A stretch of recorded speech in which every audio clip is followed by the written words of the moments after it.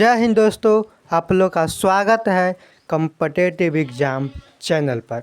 आज हम लोग पढ़ेंगे रेलवे के साइंस, जो किसी न किसी एग्ज़ाम में पूछा हुआ क्वेश्चन है। चाहे एएलपी हो, टेक्नीशियन हो, आरपीएफ हो, ग्रुप डी हो, एनटीपीसी हो, सभी न सभी एग्ज़ाम में क्वेश्चन पूछा हुआ है। 1 से लेकर 71 तक हम लोग पहले कर चुके थे। अब करेंगे 72 नंबर क्वेश्चन से शुरू। ये भी क्वेश्चन एएलपी में पूछा हुआ है और टेक्नीशियन में क्वेश्चन पूछा हुआ है 2018 में। आप लोग देख सकते हैं दोस्तों। इसमें क्या कह रहा है कि वायु का निरपेक्ष अपवर्तनांक कितना होता है, तो वह 1.0003% होता है दोस्तों। अब देखेंगे हम लोग 73 नंबर क्वेश्चन। इसमें क्या कह रहा है। इसमें कह रहा है कि इनमें से कौन सा गर्मी के प्रभाव से संबंधित नहीं है। तो आप लोग सब लोग जानते हैं कि वह रिफ्रैक्टिव है। ये भी क्वेश्चन जेई के एग्ज़ाम में पूछा हुआ है, रेलवे जेई 2016 में। अब देखेंगे हम लोग 74 नंबर क्वेश्चन। ये भी क्वेश्चन एएलपी टेक्नीशियन में पूछा हुआ है।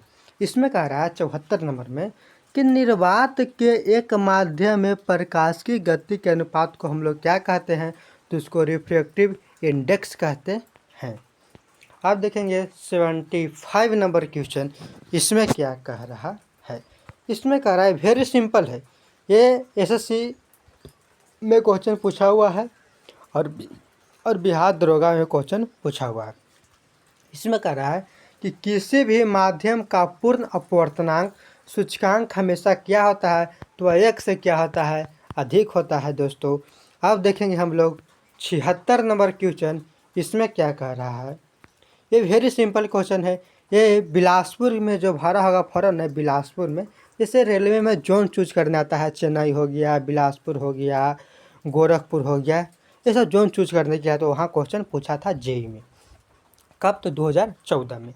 इसमें करा कि रात के समय तारों का टिमटिमाना किसके कारण होता है, तो अब हम सब लोग जानते हैं कि वह वायुमंडलीय अपवर्तन के कारण होता है। तो दोस्तों ऑप्शन नंबर ए बिल्कुल राइट हो जाएगा दोस्तों।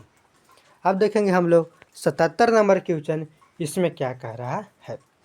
77 नंबर क्वेश्चन कह रहा है दोस्तों कि किसी माध्यम में प्रकाश किरणों को झुकाव को क्या कहा जाता है, तो उसको क्या कहते हैं, तो अपवर्तन कहते हैं। क्योंकि प्रतिबिंब में तो किरण का झुकाव होता नहीं, तो प्रतिबिंब बनता है। प्रसारण में होता नहीं है, डिफ्लेक्शन में होता नहीं है, तो क्या हो जाएगा, अपवर्तन हो जाएगा। अब देखेंगे 78 नंबर क्वेश्चन। इसमें कह रहा है कि वायुमंडलीय अपवर्तन के कारण सूर्योदय और सूर्य अस्त में लगभग कितना देरी लगता है, तो वह 2 मिनट का देरी लग जाता है। अब देखेंगे 79 नंबर क्वेश्चन। इसमें क्या कह रहा है। इसमें कह रहा है कि निम्न में से कौन सा विकल्प कुछ निश्चित पदार्थों के अपवर्तनांक सूचकांक को सही आरोही क्रम में क्या करता है, तो दर्शाता है। तो आप लोग ऑप्शन पढ़िए और जवाब दीजिए। हम डायरेक्ट आंसर बताते हैं। यह होगा बर्फ़ हो जाएगा, केरोसिन हो जाएगा, बेंजीन होगा, सेंधा नमक हो जाएगा। ऑप्शन नंबर डी सही हो जाएगा। ये भी चेन्नई जोन में क्वेश्चन पूछा हुआ है, आरआरबी जेई में। अब हम लोग आगे देखेंगे 80 नंबर क्वेश्चन। इसमें क्या कह रहा है दोस्तों, देखेंगे 80 नंबर क्वेश्चन में कह रहा है कि निम्न में से किस माध्यम का अपवर्तनांक सबसे कम होता है।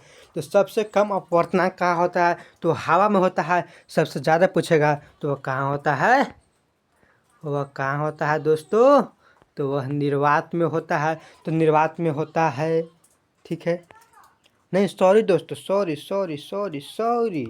अपवर्तनांक की बात कहा है, तो ये तो हवा होवे करेगा। सबसे ज़्यादा अगर अपवर्तनांक पूछेगा तो वह हीरा में होगा, हीरा में। हम बता दिए क्या चीज़, गलती बता दिए, ठीक है दोस्तों, ये हीरा में होगा। अब देखेंगे हम लोग 81 नंबर क्वेश्चन। इसमें क्या कर रहा है कि जिस बिंदु पर सभी किरणें मिलती है उनको हम क्या कहते हैं, तो सबको सब जिस बिंदु पर मिलती है उसी को तो हम लोग फोकस कहते हैं, जिसको एफ से डिनोट करते हैं। जैसे मान लीजिए कि ऐसे किरण, मान लीजिए आप लोग समझाते हैं। जैसे मान लीजिए कि मान लीजिए कि क्या है, दर्पण है।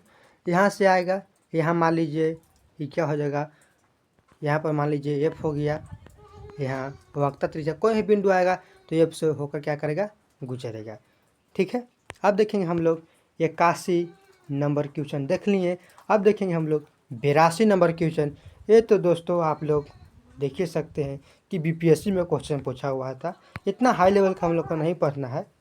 क्या कह रहा है कि निम्नलिखित में से कौन सा दर्पण की प्रतिबिंब सतह पर स्थित होता है, तो कौन सा दर्पण है, तो पोल, पोल हो जाएगा। पोल, पोल बने क्या होता है, मुख्य, मुख्य यानी क्या हो जाएगा, पोल। ठीक है, पोल हो जाएगा यानी मुख्य बिंदु।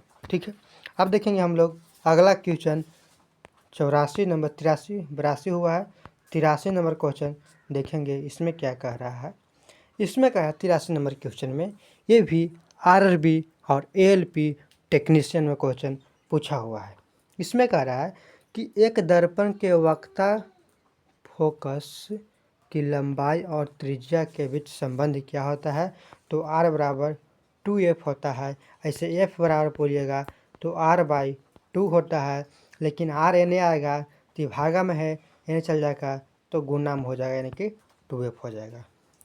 अब देखेंगे हम लोग अगला नंबर क्वेश्चन 84 नंबर क्वेश्चन। इसमें क्या कह रहा है, 84 नंबर क्वेश्चन कह रहा है कि किस स्थिति में एक अभिलंबित किरण, आपतित किरण और परावर्तित किरण सभी एक ही सतह पर मिलता है, उसको क्या कहते हैं कि परावर्तन और अपवर्तन दोनों में, परावर्तन और अपवर्तन दोनों में क्या होता है, आपतित किरण और आपतित किरण, परावर्तित किरण सभी एक ही बिंदु पर क्या होता है, मिलता है। दोस्तों इससे आता है, ये आपतित हो गया, ये आपतित आपतित आपतित, ये परावर्तित परावर्तित होता है, सभी एक ही बिंदु पर मिलता है, जिसको आपतन बिंदु बोलते हैं दोस्तों। अब देखेंगे हम लोग 85 नंबर क्वेश्चन। इसमें क्या कह रहा है, इसमें कह रहा है कि प्रकाशिक तंतु किस सिद्धांत पर कार्य करता है, तो पूर्ण आंतरिक परावर्तन के सिद्धांत पर कार्य करता है दोस्तों। तो ऑप्शन नंबर बी हो जाएगा। ये बिहार दरोगा का क्वेश्चन पूछा हुआ 2020 में। अब 86 नंबर देखेंगे। इसमें कह रहा है कि परावर्तित किरणों के वास्तविक प्रतिच्छेदन द्वारा निर्मित प्रतिबिंब को क्या होता है, तो क्या होता है, वास्तविक होता है दोस्तों। ठीक है, ये भी आरआरबी जेईई में क्वेश्चन पूछा हुआ था। अब देखेंगे दोस्तों 87 नंबर क्वेश्चन। इसमें क्या कह रहा है, पढ़िए क्वेश्चन आप लोग।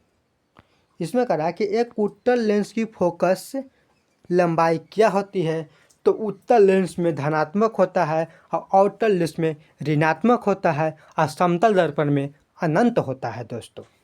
अब देखेंगे हम लोग 88 नंबर क्वेश्चन। ठीक है दोस्तों,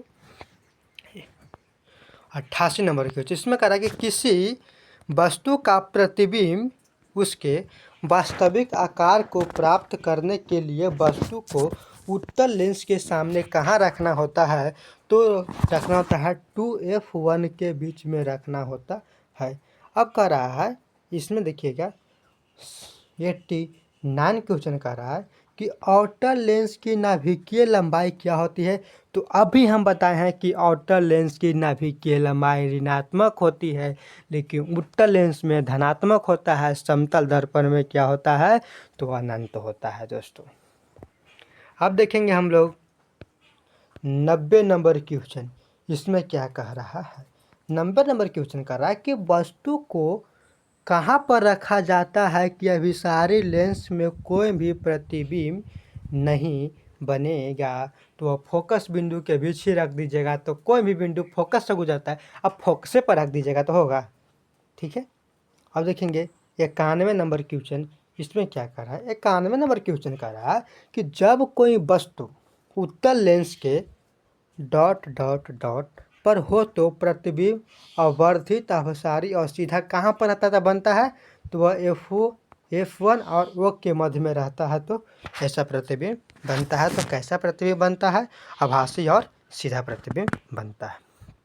अब देखेंगे हम लोग 92 नंबर क्वेश्चन। इसमें क्या रहा है कि आभासी और सीधा छवि के लिए दर्पण का आवर्धन क्या होना चाहिए, तो क्या होना चाहिए आवर्धन, तो वह धनात्मक होना चाहिए आवर्धन, धनात्मक धनात्मक। अब देखेंगे हम लोग 93 नंबर क्वेश्चन। इसमें क्या कह रहा है, 93 नंबर तक सब क्वेश्चन पूछा हुआ है दोस्तों।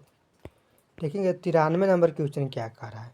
इसमें कह रहा है 93 नंबर में कि प्रकाश एक अनुप्रस्थ तरंग है, साबित करती हुई एक घटना कौन सी है। अच्छा, प्रकाश एक अनुप्रस्थ तरंग है, ये कौन सी घटना साबित करती है, तो वह ध्रुवीकरण साबित करती है। ठीक है, अब देखेंगे 94 नंबर क्वेश्चन। ये भी क्वेश्चन देख सकते हैं RRB LP में पूछा हुआ था। इसमें कहा 94 नंबर क्वेश्चन में, यदि किसी सुधारात्मक लेंस की शक्ति प्लस 2.0D है तो यह क्या होता है, तो वह उत्तल लेंस होता है। अब देखेंगे हम लोग RRB JEE में क्वेश्चन पूछा हुआ था, कहाँ, मुजफ्फरपुर में जो जोन चूज किया होगा उसमें पूछा हुआ था क्वेश्चन। 95 नंबर क्वेश्चन कह रहा है कि अवतल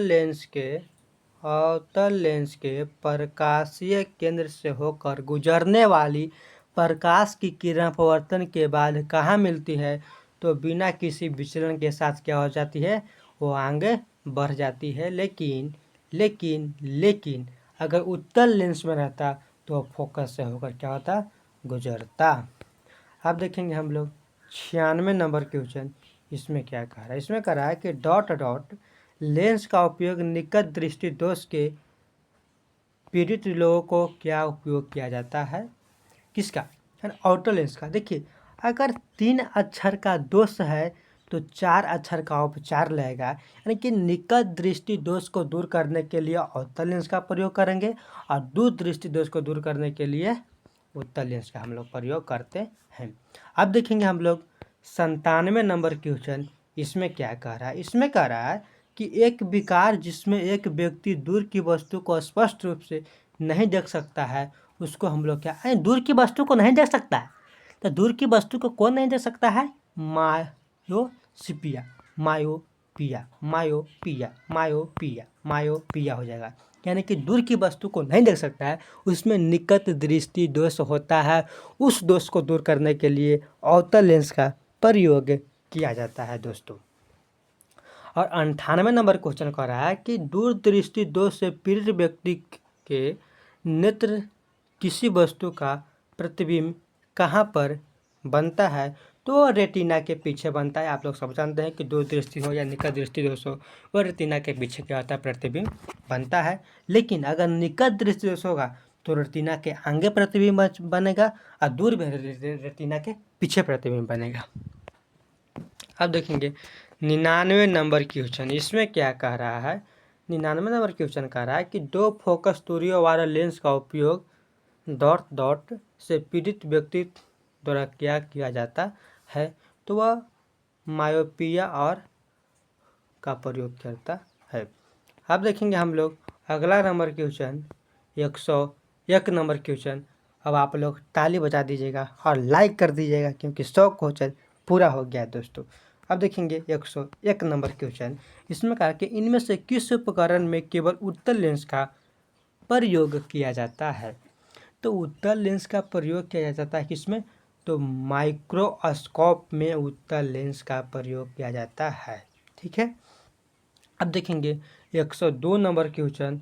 इसमें क्या कह रहा है कि गोलाकार दर्पण जिसकी परावर्तक सतह बाहर की ओर उभरी होती है उसे हम लोग क्या कहते हैं दोस्तों। ये भी RRB ALP टेक्नीशियन में क्वेश्चन पूछा हुआ है। इसका ऑप्शन देखिएगा दोस्तों। इसमें क्या कह रहा है, साधारण दर्पण होगा कि अवतल दर्पण होगा कि उत्तल दर्पण होगा, क्या होगा, उत्तल दर्पण होगा दोस्तों।